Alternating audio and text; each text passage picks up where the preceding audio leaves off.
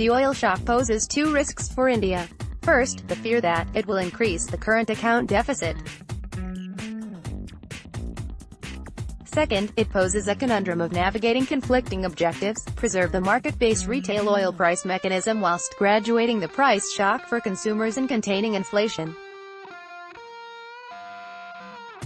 By Sanjeev Ahluwalia, the latest oil shock, an increase from $69 last year to $80 per barrel this week, is courtesy the American President, Donald Trump, who unilaterally pulled the United States out of the 2015 deal that Iran had reached with the UN's Permanent Five US, UK, Russia, France, China, plus Germany. This spooked the global financial markets, which justifiably fear new trade sanctions on Iran, ending 5% of world production. The nuclear deal had ended sanctions and boosted world supply. Prices declined from $84.20 in 2014-15 to $46.20 in 2015-16. New sanctions may reverse the trend.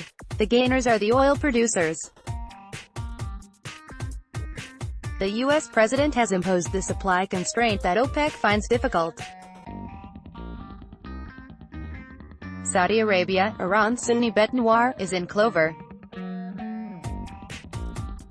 The 42% increase in prices relieves fiscal stress, is wonderful for the long-awaited listing of Aramco, its national oil company, and avoids the unpleasantness of having to tax its citizens or reducing their benefits. Other countries in the Gulf, Venezuela and Russia will also benefit. America's shale oil producers, for instance, are busily removing the covers on their drills. The big losers are China and India.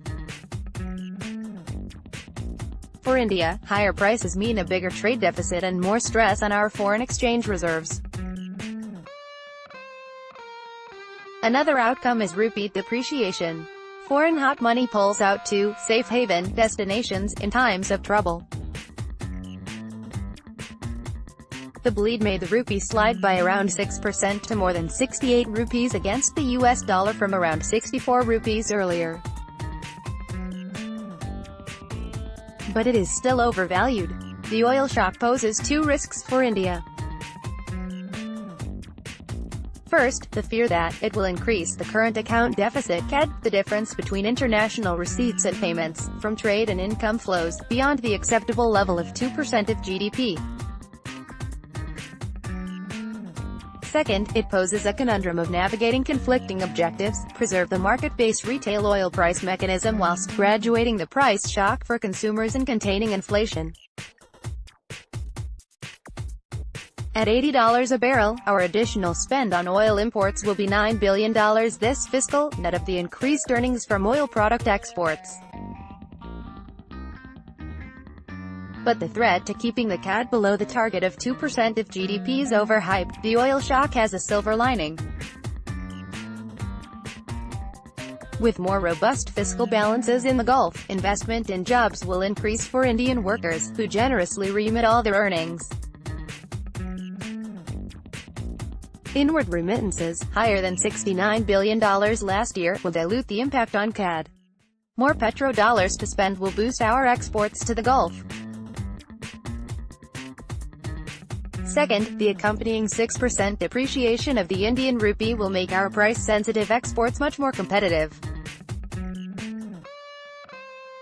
Last year exports grew by 12.1% to $300 billion. A 3% growth in exports this year would generate the additional spend needed on oil imports of $9 billion. Third, a weaker rupee discourages imports generally. Last year total imports increased by 21%. Making domestic producers more competitive is in India's interest. Transport Minister Nitin Gadkari had recently claimed that subsidizing oil consumers is not aligned with the market economy. It is in a market economy that the question of targeted subsidy arises. In an old, Soviet-style economy, there are no subsidies because the government set the retail price. In our context, this is analogous to directing ONGC to absorb the cost. This is best avoided. Last year, ONGC assisted in achieving the disinvestment target by buying the government's shareholding in HPCL. Such measures to support the government, whilst undesirable, are preferable to diluting ONGC's commercial autonomy for pricing products, which also distorts markets for the private sector. Three options present themselves. First, intrusive budget scrutiny can do the trick. A fiscal, surgical strike slashing frivolous expenditure, which has crept in, can generate the 0.6 trillion rupees to sanitize consumers from a price increase. This is just 6% of the 10 trillion rupees, which the central government spends on schemes without including wages, pensions, interest or capital expenditure. Second, it is not desirable to entirely sanitize customers from the oil shock. This will kill the liberalized mark-to-market regime for retail prices of oil products, introduced last year. It is also environmentally irresponsible not to have a price signal to induce lower consumption and incentivize users to switch to more efficient end-use equipment, cars, motorcycles, water pump and generators. Mr. Gadkari is right. A portion of the oil shock should be passed through. But state governments must be cajoled to give up the windfall gain accruing to them because VAT is an ad valorem rate and not a specific rate as is central excise. Lastly, Budget 2018-19 projects a fiscal deficit of 3.3% of GDP versus 3.5% in 2017-18. The target is not credible. Capitalization of stressed public sector banks, agriculture minimum support price revisions, and the new flagship, Ayushman Bharat medical insurance scheme will push the deficit beyond the target.